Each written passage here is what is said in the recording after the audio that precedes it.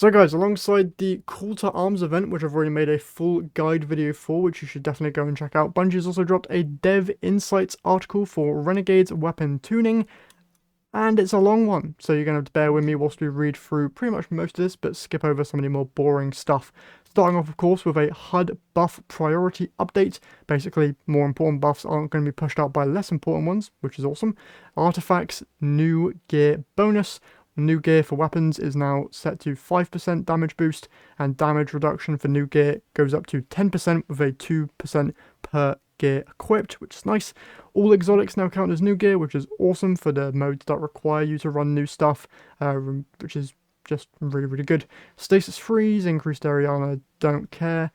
Fix an issue where Forerunner micro missile pulses and new Malpace did less damage, okay, and the Fighting Lion after the don't care.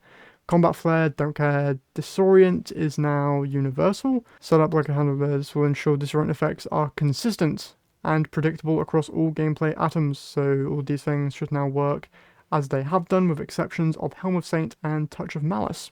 Awesome. Ammo system in PvE wants to focus on three main things, giving support and objective players more ways to earn ammo that doesn't rely on getting kills, directionally fixing some bugs and specific weapons that were making it harder to earn ammo. Okay, and reintroduced ammo scout mods on helmets. Awesome, which will spawn an ammo brick for you and your allies whenever you fill the corresponding meter. The amount of ammo in the brick is dependent on the number of scout mods you have equipped. Still kind of hate that this is on the helmet, because the helmet does seem kind of filled with the amount of mods that it has on it, but that's fine.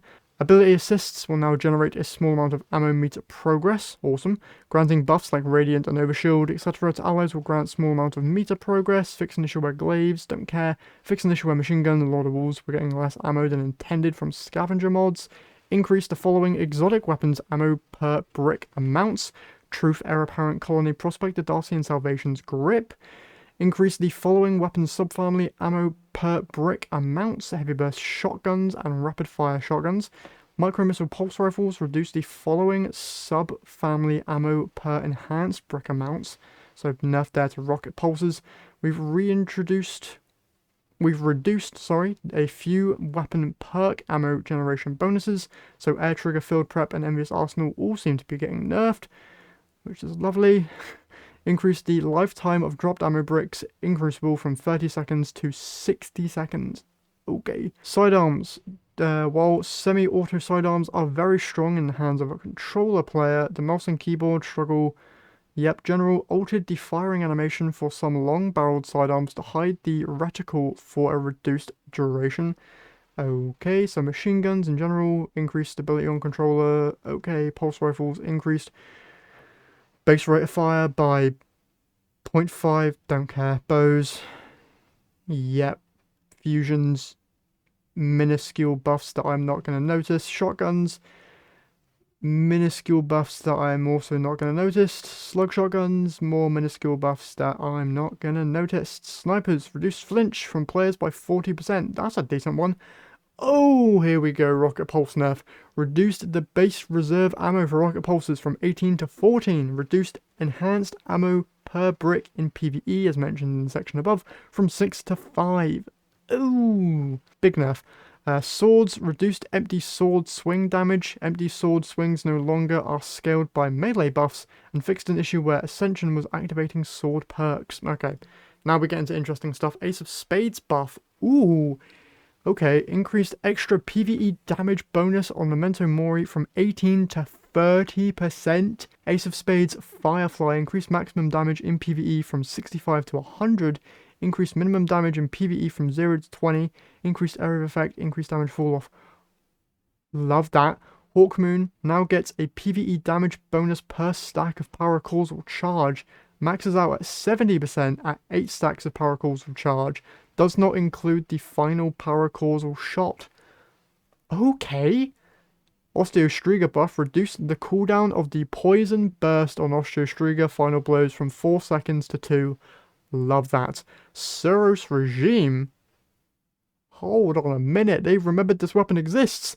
can now be special reloaded at will to swap between spinning up and dual speed receiver behaviors. Added new hipfire reticle elements that correspond with each firing mode. Grants bonus special ammo progress with spinning up kills while using spinning up. Grants bonus heavy ammo progress on dual speed. Okay. I mean, nothing crazy, but that's nice. Revision 0, Hunter's Tracer rounds now create a small damaging shockwave that exhausts targets on impact. Sick. Touch of Malice increased amount of healing provided by the intrinsic perk, reduced number of kills needed to trigger healing in PvE, and activating Charged with Blight will now fire the healing impulse. Okay. Collective Obligation added a very slow rate of leeching effects off unaffected targets, gives each effect in order of effectiveness with round a full mag of hits per debuff. Volatile Weaken suppression also changes the leech mode at the same rate. Okay. Symmetry now builds bolt. Oh my goodness, are they buffing symmetry in a meaningful way? Now builds bolt charge with less than 1 stack of dynamic charge and alt fire mode. Sorry, more than 1 stack. Now grants stacks at more than 10 times dynamic charge. Now can spend bolt charge with more than 1 stack of dynamic charge and alt fire mode. Increased base reload. So they've given bolt charge to symmetry. Love that. Buffed Still Hunt Golden Gun damage while using Celestial Nighthawk by 40%. Allowed Sniper's Meditation to buff Still Hunt Golden Gun shots. Because that's exactly what Still Hunt needed. I didn't even think that thing needed a buff. I thought it was still good. Wither Horde reduced Silent Alarm auto load time from 3.5 seconds to 2. Really big change there. Duality reduced hipfire spread. Okay. Chaperone changed Chaperone to use the rapid fire slug frame damage and rate of fire profile. Interesting. Ruinous Effigy Catalyst now grants a 30% and 15% in PvP damage buff to the Trace Rifle when killing an energy with the Transmutation Orb or damaging a mini-boss champion with the Transmutation Orb.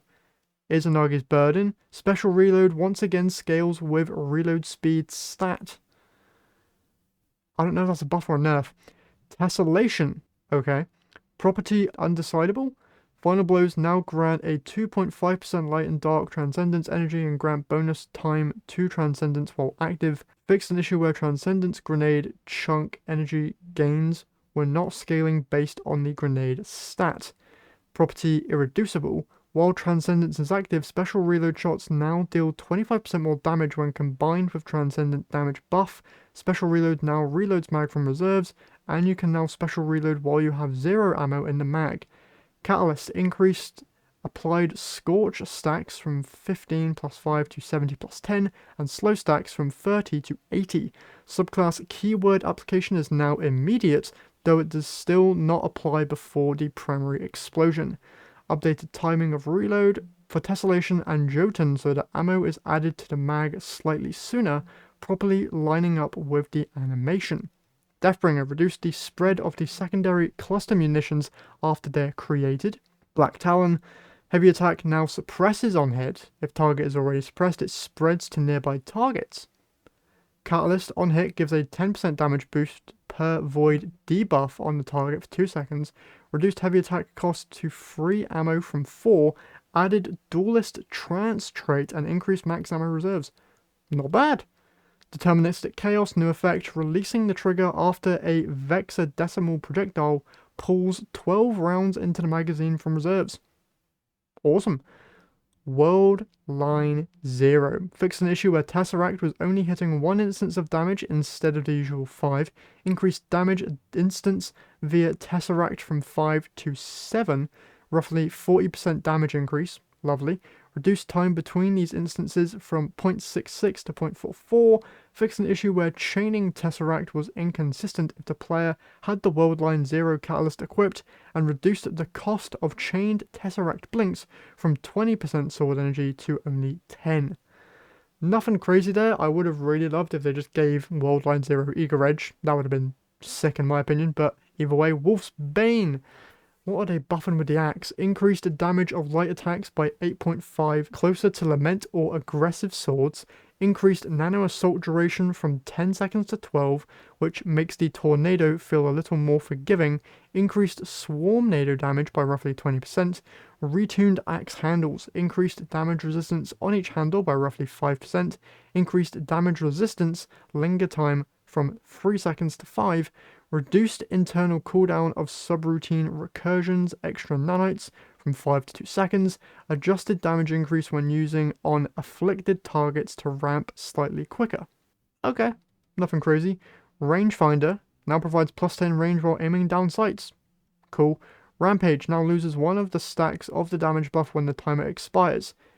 This includes Huckleberry. Now loses only one stack of damage. Oh, so that's a buff. Sick.